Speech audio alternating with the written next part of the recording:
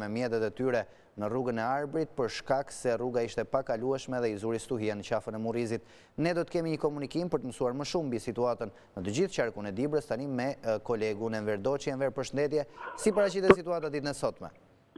Përshëndetje, situata ditën e sotme është drejt e përmirësimit, pavarësisht se gjatë natës së mbrëmshme temperaturat dhe acari ka qenë, mund të themi se temperaturat janë shënuar minus 13 gradë, po punohet për njësitë e thella që janë Lura, Kalea Dodës dhe disa njësitë e thella të qarkut Dibrës, po punohet me fardroma dhe për të ardhur në ndihmë dhe fshatrave të thellë që lartësia e borës ka arritur deri në 20 cm.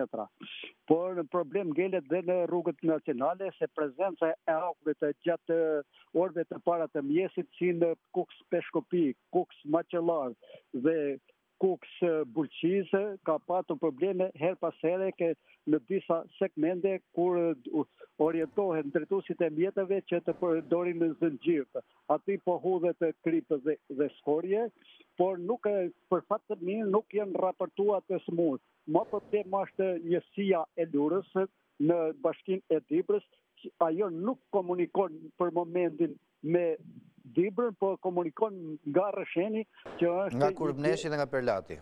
Po, jo. Ndërsa për sa i përket rrugës Arbrit tek bypassi i Murrizit, aty ka pas her pas here gjatë natës që mblokua automjetet për arsye që grica dhe akulli aty është në 1250 metra mbi nivelin e detit dhe temperaturat kanë qenë shumë të ulta, pavarësisht se një borë pastruese ka qenë dhe po hodhet krip, po sikur ka qenë borë pastrusja edhe gjatë orëve të natës kur janë bllokuar mjetet? Tani do ta theksoj se borë pastrusja ka qenë, po rruga është shumë ngushtë dhe mjetet që janë bllokuar para që ditën e shtunë që kanë ngelur të blokua, akoma mjetet janë në vend.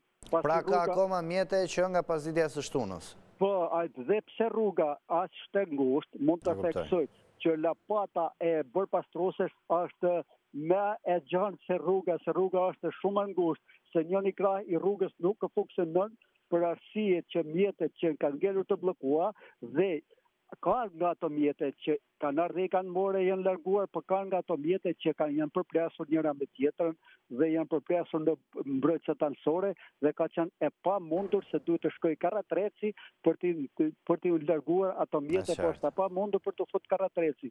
Dhe aty shikohet vetëm një punëtor që hodh krip, është si për bërpastruses që hodh krip, bërpastrusja duhet hodhet kripa me makineri, jo një punëtor, s'muna maj dot një punëtor bypassin e rrugës Arbrit të hodhë krip me lapat.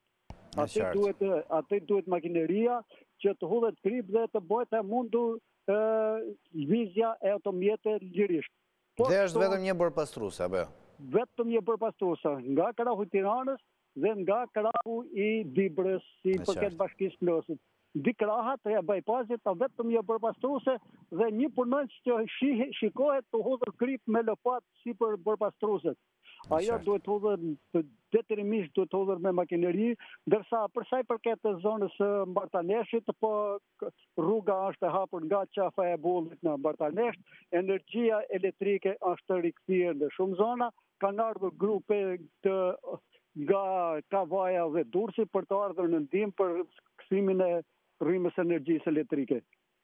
Është rikthyer në të gjitha zonat apo ka ende? Jo, ka zona akoma me probleme se në zona të thella, si është Lura, është Kalea Dodës, janë shumë fshatra të thellë që akoma janë ato.